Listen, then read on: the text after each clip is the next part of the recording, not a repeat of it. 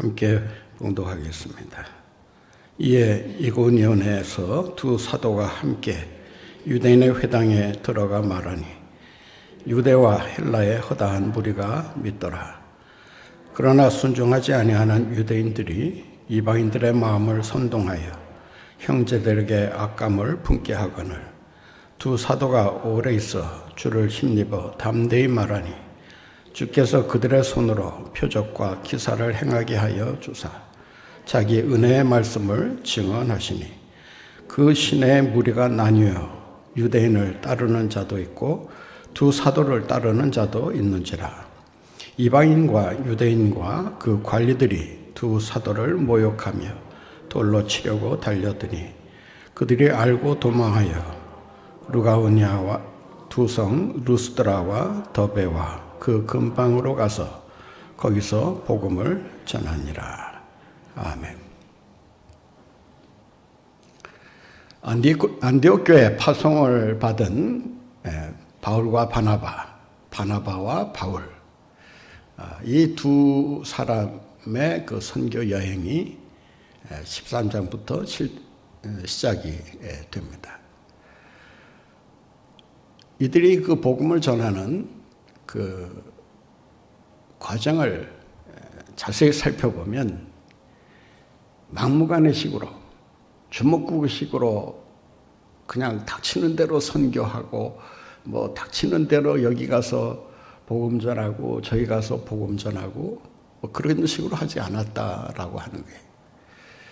자세히 보시면 바울과 이 바나바 두 사람이 선교를 시작하기 전부터 선교에 대한 전략을 아마 치밀하게 짰던 것으로 보입니다.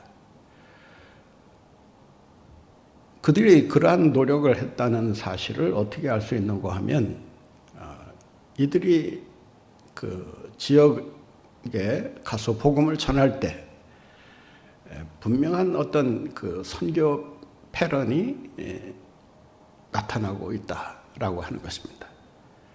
그러니까 나름대로의 어떤 선교 방식이 정해져서 그 방식에 따라서 복음을 전하고 그리고 다른 곳으로 이동하고 또 다른 곳으로 이동해서 복음을 전하다가 또 여의치 않을 경우 또 다른 곳으로 이동하는 이러한 그들의 그 행동하는 그 모습들을 살펴보면 이들이 처음부터 전혀 낯선 곳으로 가지 않았다라고 하는 것입니다. 처음부터 시작해서 이 선교가 이제 1차 선교 여행이 시작이 되잖아요. 이 선교 여행을 이렇게 쫓아가면 이들이 반드시 들렸던 곳이 있습니다. 낯선 곳이 아니고 나라는 낯선 곳이고 지역은 낯선 곳이지만 가장 그들에게 있어서 익숙한 장소. 어렸을 때부터 부모를 따라갔든 아니면 성년이 되어서 혼자로서 방문을 했든 자주 찾아가던 곳을 그들이 선교의 출발점으로 삼습니다. 그들이 가장 익숙해했던 장소가 어디였는가? 바로 회당이라고 하는 것입니다. 예수님께서도 이 땅에 오셔서 복음을 전하실 때 아무 데나 와서 복음을 전하시지 않았어요. 물론 장소가 분명하게 정해져 있던 것은 아니었지만 예수님께서 주로 정해놓고 가신 장소가 있는데 그것이 바로 회당입니다.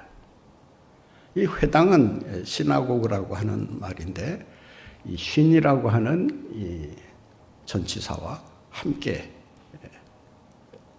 같이라는 전치사 그리고 아고그라고 하는 모인다, 만난다라고 하는 단어가 합쳐진 말입니다. 그래서 그 단어를 해석하면 만남의 장소, 모이는 장소. 그래서 회당이라고 할 때 그 회는 모임 회자를 가리킵니다. 우리가 교회라고 할 때 그 모일 회자를 사용하는 것은 그 원어적으로도 아주 적합한 그런 단어라고 할 수 있습니다. 그러니까 교회는 뭐 하는 곳이냐? 단어적으로 정의하면 믿는 사람들의 모임의 장소다라고 하는 거예요. 그러니까 교회는 한마디로 말해서 모이는 곳이다라는 것입니다. 누가? 하나님께서 불러낸 사람들. 하나님을 믿고 그 말씀대로 살고자 순종하는 사람들을 통해서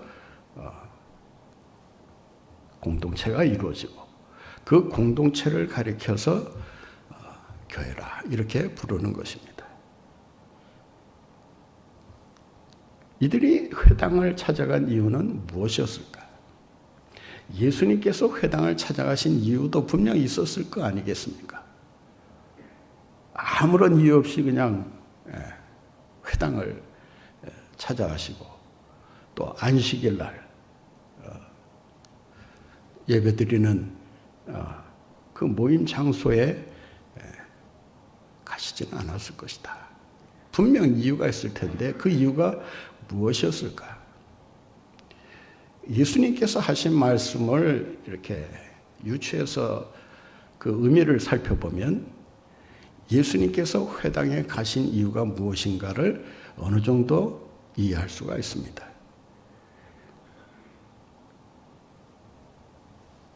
이방 여인이 예수님에게 와서 자기의 딸을 고쳐달라고 애원을 할 때 예수님께서 그의 그 청혼을 거절하면서 하시는 말씀이 있었어요. 그 말씀이 무슨 말씀이었을까요?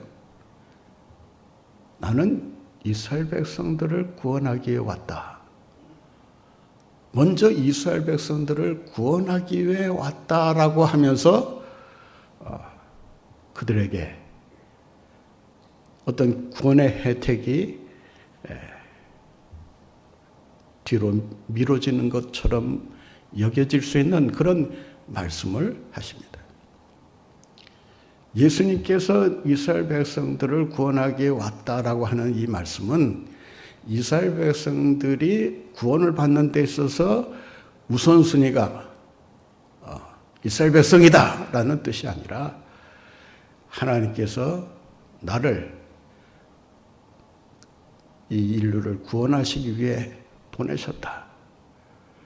그러니까 내가 이 땅에 온 목적은 이스라엘 백성들의 구원뿐만 아니라 세상 사람들을 구원하기 위해 오셨다라고 하는 그 오신 목적을 분명하게 밝히시기 위해서 그런 말씀을 하신 것으로 알 수가 있습니다. 그러니까 예수님께서는 구원의 순서를 말씀하셨다기보다는 자기가 이 땅에 오신 목적, 구원하시기 위한 목적, 그리고 인류를 사랑하시는 그 하나님의 마음을 전하기 위한 그런 사명을 위해서 이 땅에 오셨다라고 밝히고 있는 것입니다. 따라서 예수님은 안식일마다 회당을 즐겨 찾으셨고 그리고 회당에서 말씀을 가르치시기도 하시고 때로는 그 말씀을 해석해 주시면서 이 말씀을 통해서 증거하고 있는 그 메시아가 누구냐? 바로 나다라고 하는 아주 중요한 계시를 알려주십니다. 아마 바울과 바나바도 그 선교를 하는 데 있어서 자기 나름대로 어떤 선교 방식을 정해놓고 선교했다기보다는 선교의 모델이 되는 예수 그리스도의 그 선교 방식을 먼저 떠올리지 않았을까.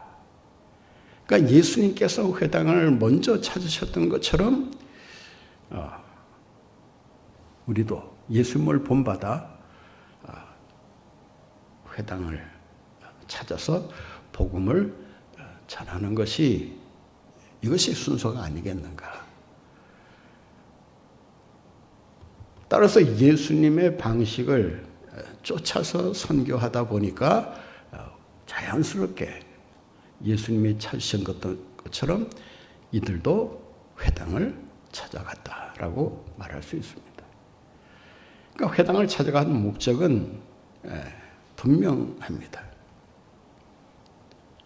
그것은 복음의 이 포인트 오브 컨택이라고 하는 이 접촉점, 이 접촉점을 이 회당을 통해서 얻기 위해서 회당을 먼저 가셨다라고 할 수 있습니다.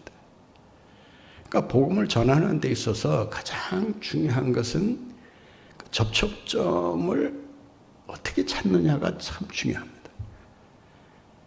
복음을 잘 전하는 사람들 보면, 또 복음의 열매가 많은 사람들을 보면 그 사람과 복음과의 이 접촉점을 아주 잘 찾아서 그 접촉점을 통해서 복음을 효과적으로 증거하는 것을 볼 수가 있습니다. 그 접촉점이라는 것은 어떤 문화적인 공통점이 그 접촉점이 될 수도 있고, 또 어떤 삶의 배경이 비슷하거나 어떤 공통점이 있을 때 그 같은 배경을 가지고 복음을 전하는 그런 채널로 사용을 하는 것입니다. 또 우리가 가지고 있는 인생의 문제점들, 또 우리가 살아가면서 만나는 여러 고난의 문제들, 또 질병의 문제일 수도 있고 자녀들의 문제일 수도 있고, 또 가정에서 일어나는, 또 직장에서 일어나는 여러 문제들이 이 포인트 오브 컨택이 될 수 있다는 거예요. 접촉점이 될 수 있다라고 하는 것입니다. 그러니까 그 사람이 가장 이 시점에서 무엇을 필요로 하고 있는가, 그 문제 해결을 위해서 이 사람이 어떤 노력을 기울이고 있는가를 잘 이해하고, 그 사람의 가장 힘들어하는 부분들, 어려워하는 부분들, 참 해결하지 못해 속상해하는 것들을 잘 이용해서 복음을 전할 때 그 복음의 효과가 극대화될 수가 있는 것입니다. 그 상대방이 복음을 받아들일 때도 일단 마음이 열려야 되지 않겠어요? 그 마음이 열리려면 자기의 문제를 가장 잘 이해하는 사람에게 문을 열더라도 먼저 문을 열려고 하지 않겠습니까? 이 사람의 이 조언을 잘 참고해서 들으면 좋은 결과가 있을 것이다. 이런 그 생각이 들게끔 그 사람에게 다가간다면 그들도 마음을 열고 그 사람이 하는 말에 귀를 기울이게 될 것입니다. 그러니까 회당을 찾아갔다라고 하는 것은 복음을 전하는 어떤 이 접촉점이 그 다른 데보다 이 회당이 훨씬 더 효과적이다라는 생각을 했다고 할 수 있습니다. 그렇지 않겠어요? 회당에 가면 누구를 만납니까? 이 회당 제도는 이방인들에게는 전혀 찾아볼 수 없는 아주 유니크한 유대인들에게만 있었던 제도입니다. 그러니까 교회는 이 기독교가 가지고 있는 아주 유니크한 그런 제도라고 할 수 있어요. 여러분, 이 세상의 제도 가운데 일주일마다 정기적으로 한 장소에 같은 뜻을 품은 사람들이 모여 앉는다. 말씀을 듣는다. 예배 드린다. 찬양한다. 기도한다. 봉사한다. 교제한다. 여러분, 이거 엄청난 힘입니다. 이 코로나 때문에 우리들의 어떤 그 교회 의식이 좀 많이 뭐 잘못됐다라고 하긴 그렇고, 뭔가 좀 변질된 그러한 현상들을 우리가 보게 됩니다. 굳이 교회 나오지 않아도 뭐 스마트폰으로 온라인으로 뭐 얼마든지 예배드리고 성경 공부할 수 있다. 물론 혼자서 그런 식으로 신앙을 지킬 수는 있어요. 그런데 무교회주의자들, 교회는 없어도 된다. 우리가 있는 곳이 교회다. 뭐 이런 식의 주장을 하지 않습니까? 그래서 가난한 교인, 굳이 교회 나가지 않아도 심정적으로는 나는 예수 믿고 있다. 뭐 이런 식으로 스스로를 위안하면서 신앙생활을 하는 것처럼 얘기를 합니다. 물론 그 사람들에게 있어서 또 그러한 방식은 또 궁예지책이라고도 뭐 말할 수 있을 거예요. 그런데 성경이 말하는 진정한 의미에서의 교회를 그들은 이해하지 못하고 있다는 것입니다. 그래서 회당이라고 하는 것을 통해서 이들은 일주일에 한 번 아니면 두 번 회당에 나와서 예배를 드리고 또 율법 낭독을 통해서 말씀을 듣고 또 랍비들의 해석을 통해서 그 말씀에 대한 의미를 깨닫는 이런 시간들을 그들이 가지면서 우리는 말씀을 가지고 있는 그러한 백성들이다. 하나님으로부터 선택받은 백성들이다. 이런 공동체 의식을 그들이 가지게 되었던 것입니다. 그래서 유대인 10가정이 있으면 회당을 반드시 세워야 한다는 원칙이 있습니다. 꼭 원칙대로 되지는 않는다 해도 유대인들이 흩어져 있는 곳이라면 어디나 이 회당이라고 하는 것이 그들의 삶의 구심점으로 신앙의 어떤 중심축으로 작용하고 있음을 알 수가 있습니다. 그만큼 유대인들에게 있어서 이 회당은 떼려야 뗄 수 없는 아주 이 삶과 밀접한 태어나서 죽을 때까지 반드시 그 공동체를 통해서 하나님을 믿고 살아갈 수밖에 없는 그런 어떤 공동체 의식 이런 것이 회당을 통해 어렸을 때부터 형성되어 왔다라고 하는 것입니다. 우리 한인들 뭐 미국이나 유럽에 나가 있는 우리 한인들을 보면 가서 교회를 세우고 교회를 중심으로 해서 이 커뮤니티 활동을 하는 걸 볼 수가 있어요.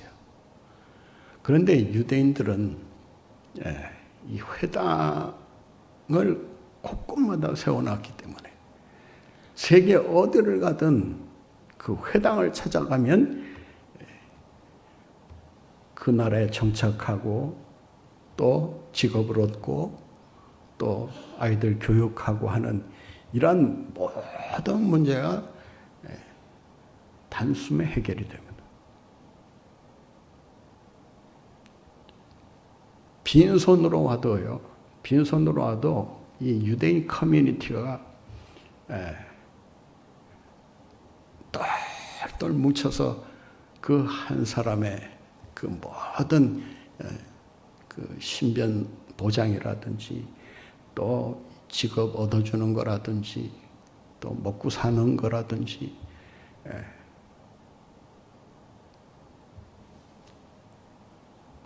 하여튼 모든 일체를 빠른 시간 내에 정착해서 정말 유대인답게 살아갈 수 있도록 그 뒷바라지를 한다는 거예요. 유대인의 강점이 바로 여기에 있다고 할 수 있습니다.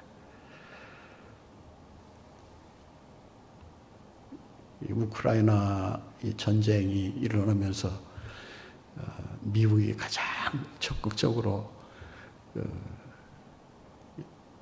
군사적으로 경제적으로 물질을 쏟아붓고 있는데 그 이유 중에 하나가 뭐 민주주의 보루라고 하는 이러한 의식도 있지만 그 우크라이나 대통령 젤렌스키가 유대인입니다. 그러니까 유대인이라고 하면 그 유대인 커뮤니티가 한번 도와주자 하면 한 번에 모이는 그 후원금이 상상을 초월한다고 하는. 예전에 그 6.1 전쟁 일어났을 때도 그 전쟁이 일어났다 하니까 미국의 유대인 커뮤니티가 그 자리에서 몇백만 불을 냈다는 거 아닙니까? 그러니까 이런 그 힘이 어디에서 오느냐라고 하면 회당이 그 핵심이라고 할 수 있습니다. 그러니까 바나바와 바울이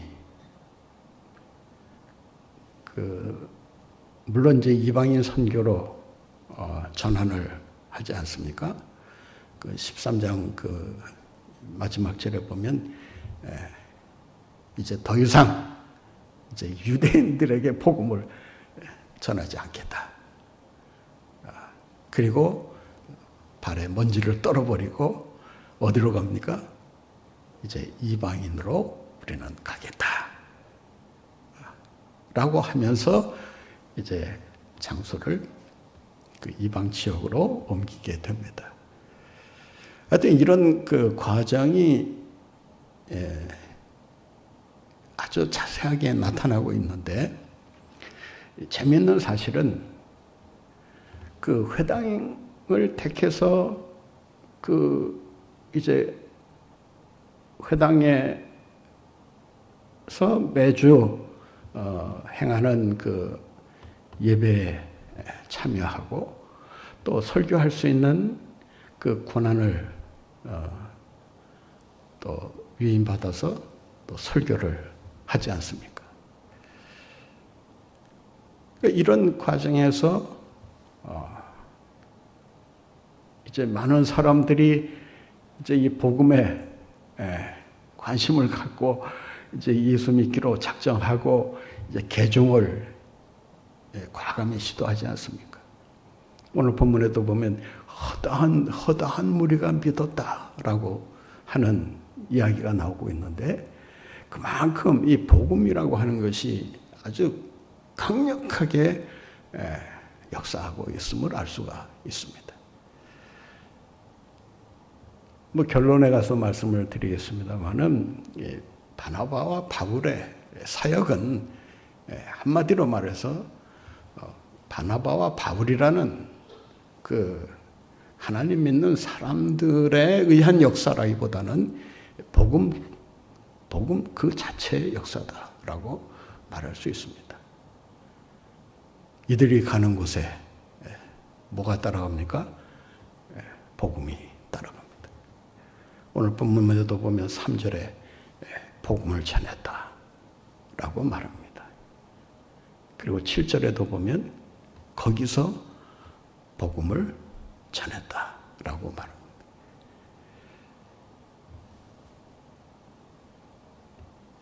이들이 회당을 찾아서 복음을 전하지만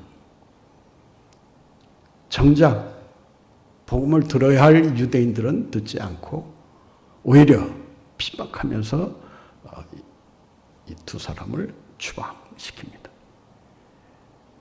그런데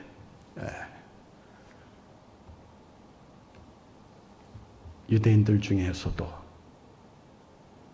복음을 듣고 개종하는 사람들이 생길 뿐만 아니라 이방인들이 주로 복음을 듣고 그리스도인으로 개종하는 역사가 나타나고 있습니다. 그러니까 이들이 유대인들이 방해하고 유대인들이 거절하고 유대인들이 핍박하니까 그러면 우리는 이방인에게로 향한다 라고 선언하고 이방 지역으로 가지만 그럼에도 불구하고 그들이 가장 먼저 찾은 곳은 어디냐? 회당이었다는 거예요. 그들이 처음 안디옥에서 파송되어서 구브로라고 하는 바나바의 고향으로 가지 않습니까? 오늘의 이 사이프러스라는 그 섬, 그 지중해 그 초입에 있는 큰 섬인데,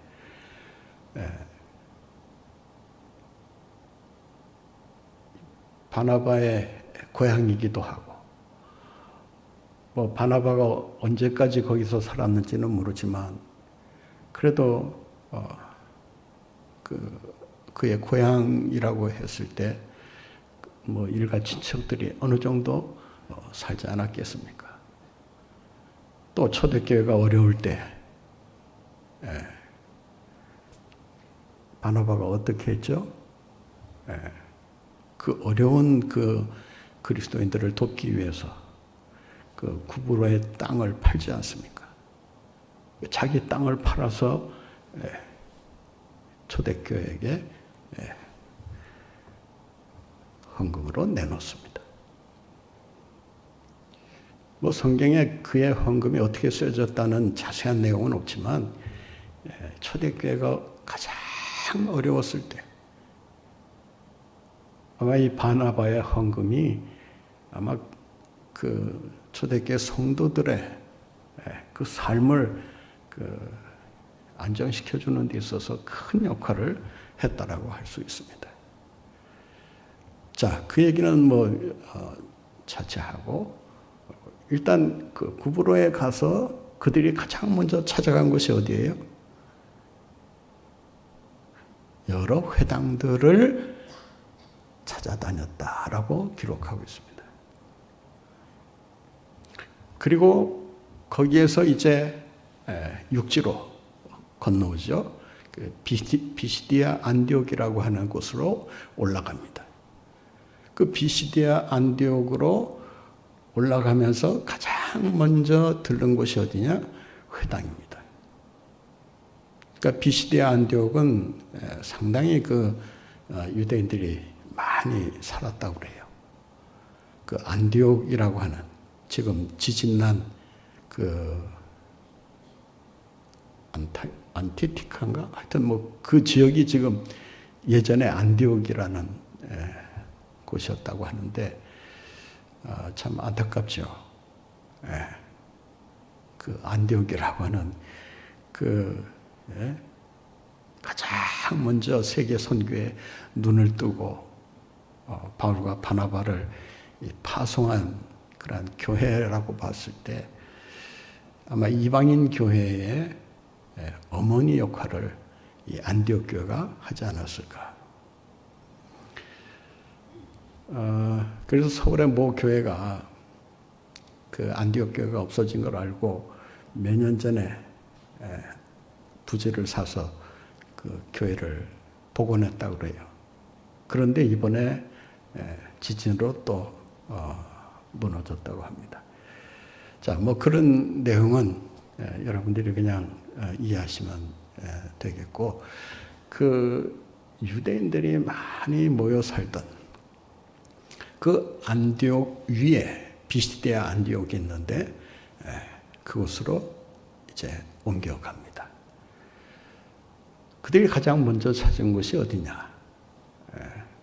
13장에 보면 비시디아 안디옥에 이르러 회당을 찾았다라고 말합니다. 그리고 비시디아 안디옥에서 이제 핍박을 또 받게 됩니다. 거기서도 복음이 놀라운 역사를 일으키면서 많은 그 유대인들이 그리고 이방인들이 예수를 믿겠다고 그 13장 그 마지막 부분에 보면 그 성의 모든 주민들이 다 이 말씀을 들으러 이 설교를 들으러 왔다라고 말합니다. 이런 놀라운 역사가 일어나고 있었던 반면에 또 이를 시기하는 자들이 이 두 사람을 이대로 둬서는 회당이 문을 닫게 생겼다. 그럴 거 아니겠어요? 이 두 사람이 없을 때는 그냥 회당에 모여서 개종한 이방인들과 또 그 유대인들이 또 잘 어울리면서 그 나름대로 신앙생활을 잘했을 텐데 이게 복음이라고 하면서 그 뭔가 어떤 새로운 그 말씀을 전하니까 사람들이 야, 이 말씀이 정말 진리의 말씀이다. 그래서 이제 기독교로 개종하는 일이 발생합니다. 그러니까 이런 상황이라고 보면 아마 이해하시기가 좀 빠를 텐데, 동네 지역에 순두부 가게가 하나 생겼다고 합시다. 장사 잘 됐어요. 그런데 그 옆에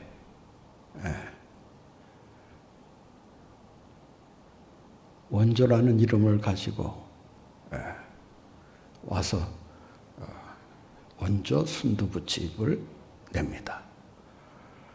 그런데 이 집은 벌써 수십 년 된 집이고 또 많은 고객을 확보하고 있었는데 느닷없이 원조 순두부집이라고 하는 집이 들어서더니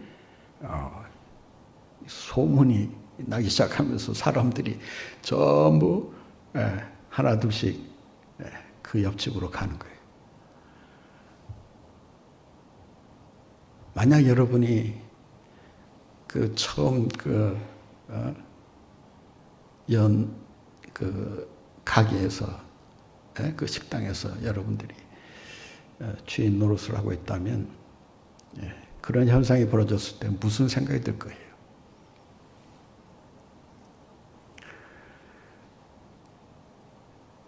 무슨 생각이 들겠어요? 전혀 뭐 그냥 내색도 안 하고 아이고 그래 잘 먹고 잘 살아라 뭐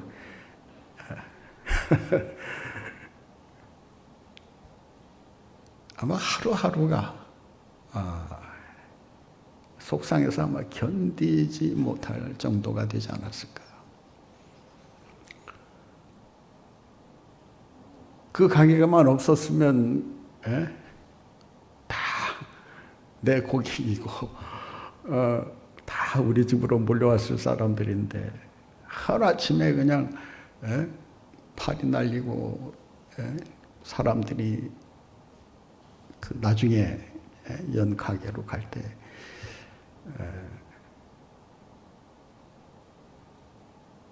아마 예수 믿는 사람이라도 아마 뿔딱지가 아마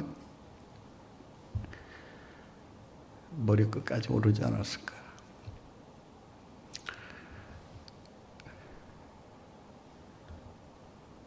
회당에 모이던 사람들이 하루아침에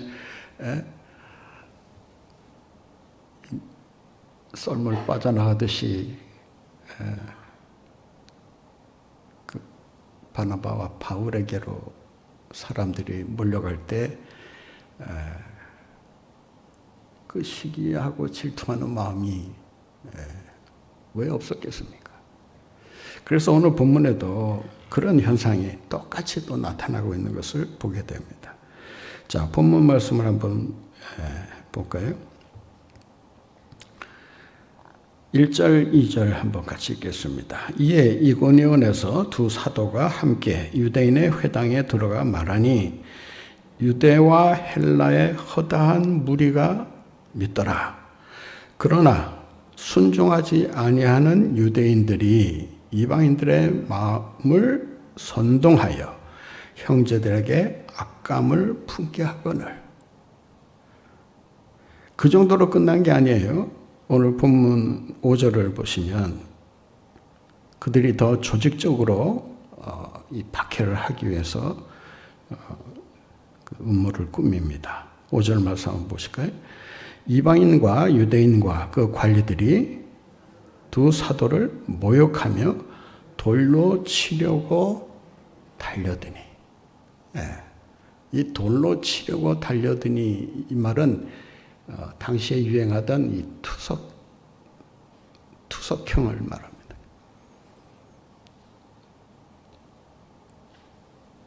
그 당시에 뭐 어떤 법이 이렇게 확고하게 자리 잡고 있던 시대가 아니다 보니까 그 공동체가 들고 일어나서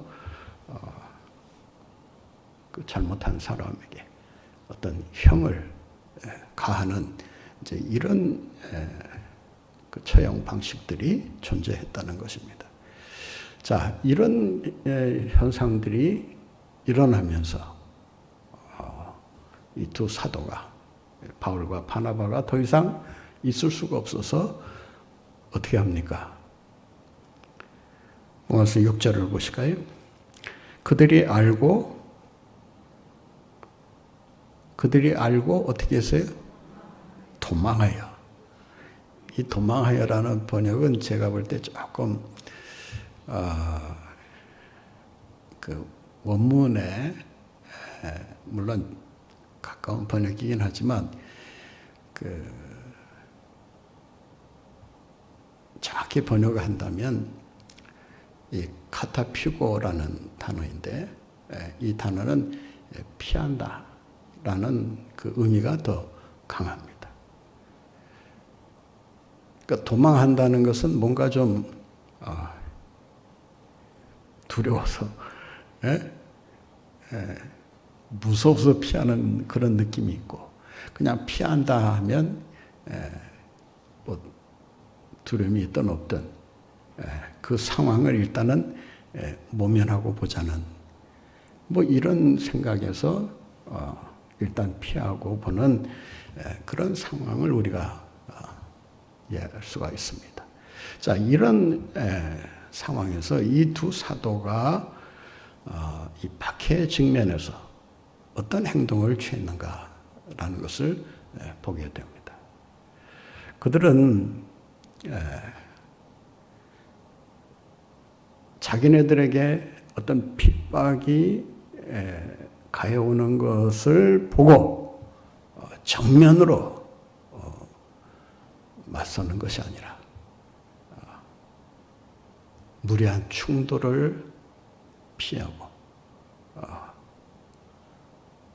그 지역을 벗어나서 다른 지역으로 옮겨가는 이러한 선택을 함으로써 또 다른 곳에 복음을 전하는 이러한 모습을 보여주고 있다라고 하는 것입니다. 그러니까 어느 때는 이 박해하는 사람들과 정면으로 부딪혀야 될 때도 있지만 또 어떤 이제 하나님의 뜻이나 어떤 성령의 인도하심을 생각지 않고 그냥 오기로 그냥 한번 붙어보자는 이런 인간적인 감정을 앞세워서 충돌을 야기시킬 때 오히려 복음이